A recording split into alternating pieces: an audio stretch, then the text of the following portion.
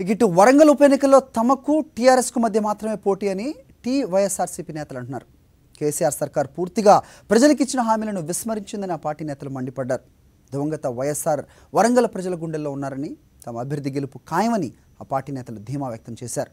హైదరాబాద్లోని పార్టీ కేంద్ర కార్యాలయంలో వరంగల్ ఎన్నికల పాటల ప్రచార సీడీని పార్టీ నేతలు విడుదల చేశారు.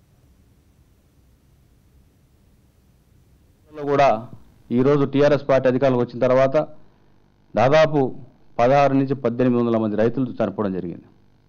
ఏమనంటే గత ప్రభుత్వాలను విమర్శిస్తున్నారు. ఈరోజు ప్రజలందరూ గమనించాల్సినటువంటి పరిస్థితి.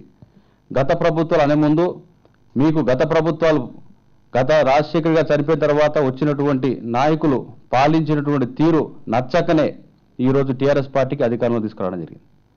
మీరు విమర్శ చేసే ముందు మీరు ఆత్మ విమర్శ చేసుకోవాలి. ఈసారి తప్పకుండా ఆ మహానుభావుడు ఏ మహానుభావుడు అయితే మా జీవితాల్లో, మా వెనుకబడ్డ వర్గాల జీవితాల్లో వెలుగు నింపాడో ఆ మహానుభావుడిని మేము మర్చిపోలేము. ఆయన జ్ఞాపకం వస్తున్నాడు.